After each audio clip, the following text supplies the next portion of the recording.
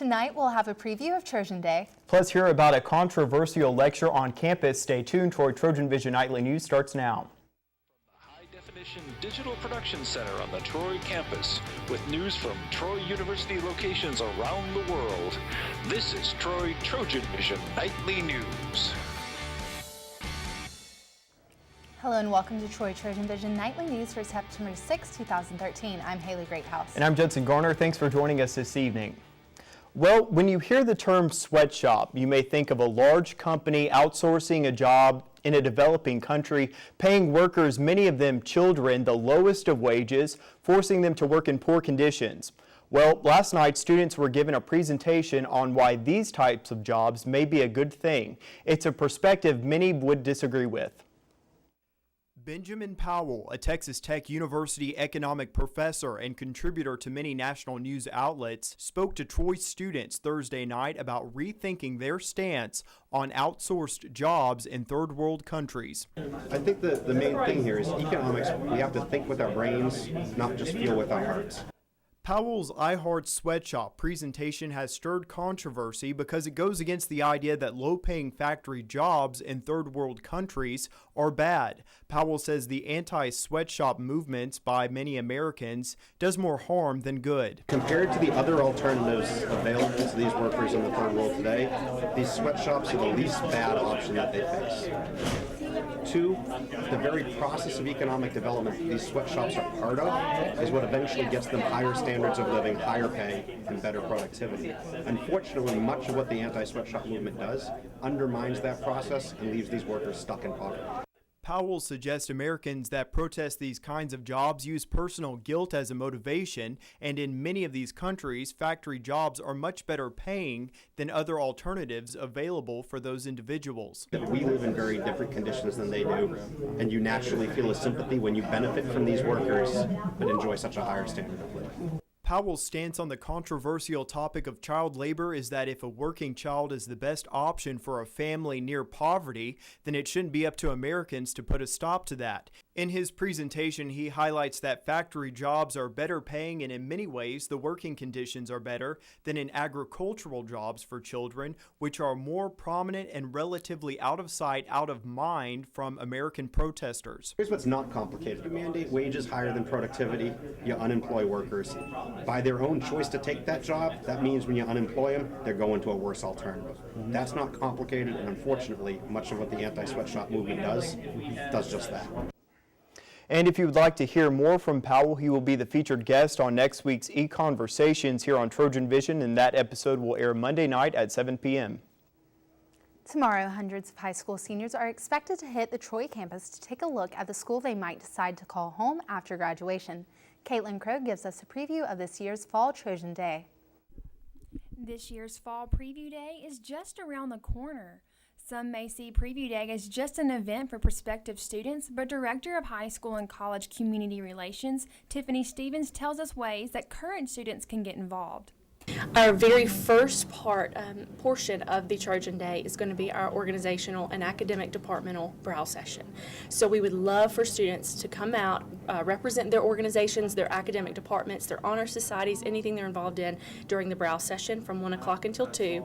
And then we'll be out on the new tailgate area from about 4:30 to 6. So we'd love for them to come mingle with these prospective students and their parents. Prospective students coming to Preview Day will be able to have a little taste of what Troy University game day experience is like by attending the Troy football game against Savannah State. Stevens says current students should meet those coming in while at the game. We would love for them to, once they meet and greet during the 4:30 to 6 o'clock tailgating time, make friends and invite them to come sit with them. You know, come intermingle with them. And we would love for that because then they get to really enjoy the life as a Troy Trojan student here.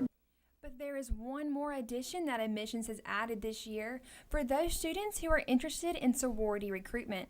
We are offering sorority and fraternity house tours prior to Trojan Day starting. Usually that's towards the end, and we offer that off and on throughout the different spring Trojan Days, but this year we're going to offer it with fall, so that's an addition, and that's going to start at 11 o'clock that morning. Fall Preview Day will begin at 1 o'clock this Saturday in the Trojan Arena.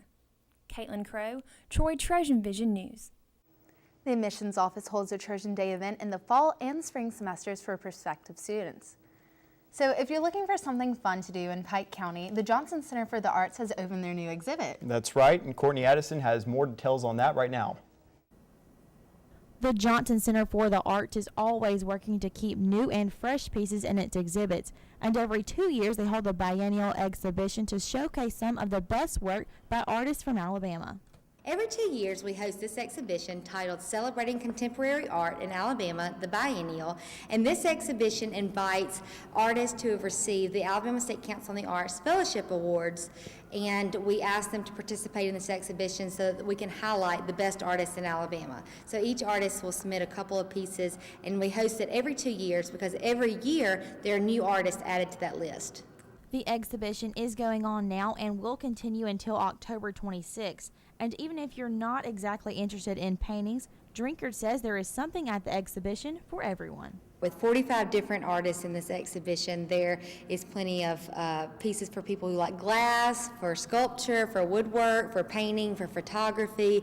We even have works that are done out of fabrics. So really any medium that you're interested in, this exhibition has one on display. And what's the director's favorite piece? My favorite pieces are 2 glass pieces from Mark Laputa, and he works with Orbix Hot Glass in Fort Payne, Alabama.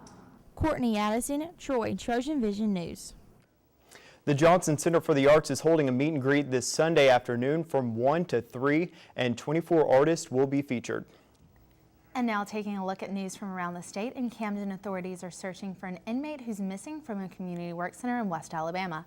Prison officials say 28-year-old Jerry Randolph Anthony escaped from the Camden community-based facility overnight. He is serving 50 years for an assault conviction in Montgomery County.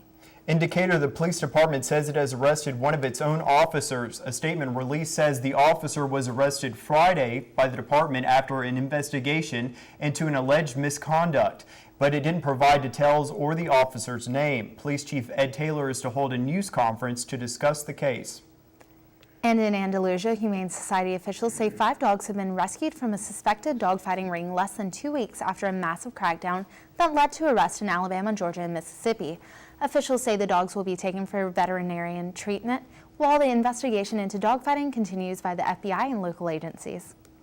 And still to come on TrojanVision Nightly News, the awards are still coming in for Trojan quarterback Corey Robinson after his record-setting performance. Danielle Percival will have more when she joins us coming up in sports. Danielle Percival joins us for a look at sports. So Danielle, in last weekend's game, Corey Robinson had a great performance, and all throughout this week on social media, he has received a lot of attention. Well, that's right, Judson. He had a record-setting performance, and rightly so, has been receiving lots of recognition from across the country, but who knows, the best may still be yet to come with the game this weekend, but let's get into that right now. All right.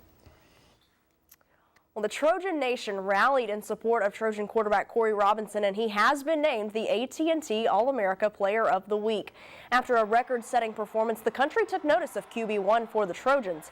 He was up against tough competition, including Alabama's Christian Jones, Clemson's Taj Boyd, and Maryland's C.J. Brown. But the nationwide fan vote ended with Robinson at the top. You probably know all of his stats by now. 30 of 32 in the game against UAB, and broke the national record for the highest completion percentage, completing 93.8% of his passes. Robinson threw for 319 yards and a touchdown in the game, and enters this weekend as the NCAA's active leader in career passing yards, completions, and attempts. And after his record-setting performance against UAB, you might think it'd be hard to top it, but the opponent on Saturday for the Trojans, Savannah State, might give them the chance to pad the stats a little more. 1. The number of victories Savannah State has totaled each of the past 3 seasons. 1. The number of victories the Trojans already have this season. Everybody in the world at picking football is going to pick Troy to win this game. And if you're stupid, then you will listen to everybody in the world and think you can just waltz out there and win a game. I predict that they will be much better from week 1 to week 2. The Savannah State Tigers have been the FCS cupcake team that many FBS schools have beaten up on in previous years. Just last season, Oklahoma State and Florida State put up 84 and 55 points respectively and shut out the Tigers. Savannah State lost 77-9 in week 1 to Georgia Southern, And for the Trojans, the biggest challenge this week will be avoiding overlooking the Tigers. We just got to prepare, just like we did this past week, to play UAB, our rival. You know, you can't overlook anybody nowadays. On any given day, you can get beat, so you just don't want to overlook anyone like that. We got to treat them like we playing either Alabama or Notre Dame, so it's just another team on our schedule we have to win. Troy's defense gave up 31 points and 447 yards to the UAB Blazers on Saturday, but they have the opportunity to gain some confidence before the conference opener next Thursday. It's a lot of room for improvement, you know, but now that, you know, it's kind of like the first game jitters, so I'm glad we got that out of the way. So I feel like the next game we should be a lot better, a lot more sound on defense. The biggest key for the Trojans this weekend will be protecting the ball and cutting down on costly mistakes. We just got to come out and play sound football, take care of the football, and I think things will take care of themselves. Main thing we need to do is take care of ourselves, take care of Troy. And if we do that, then, you know, we should win, and we should be well prepared for Arch State on the Thursday night also. Tomorrow's game will be another night game at Veterans Memorial Stadium with kickoff set for 6 p.m. Trojan Walk will begin at Sartain Hall at 3:45, and just announced this afternoon, the Trojans will be returning to Baton Rouge in 2017 to play at Tiger Stadium against LSU. That is the same year the Trojans are scheduled to play at Boise State. After losing their opening match of the Active Ankle Challenge to Green Bay, the Trojans rebounded yesterday with a tight 3-2 win against the Mercer Bears. It was their second 5-set match of the season, and it was defense that kept the Trojans in the game. The Trojans had 13 blocks in the match, including 7 from freshman Kia Cheatham. Alexandra Alexander had a double-double with 28 assists and 20 digs, and the Trojans will wrap up action in Auburn tonight, taking on the host team, the Auburn Tigers, at 7 p.m. And after the football team beat UAB last weekend, the soccer team has the chance to do the same today, though it would be the first time they've ever defeated the Blazers. But that's because these teams have never met prior to today. They've just gotten underway with a 5 o'clock start time in Birmingham, and on Sunday, the Trojans will again be on the road in state, this time in Auburn against the Auburn Tigers. The Tigers have not won a game so far this season, but Troy is 0-2 all-time against Auburn. Sunday's match will begin at 2 o'clock. So Judson, Haley, it's another busy weekend in Troy athletics. Not as much action at home this weekend as last weekend, but the football team's still here, and with Trojan Preview Day, should be a good crowd out there. Hopefully all the Trojan fans and students that are in town will be sure to head out there to the game and even tailgate beforehand. All right. Well, thanks a lot, Danielle. Thanks, guys.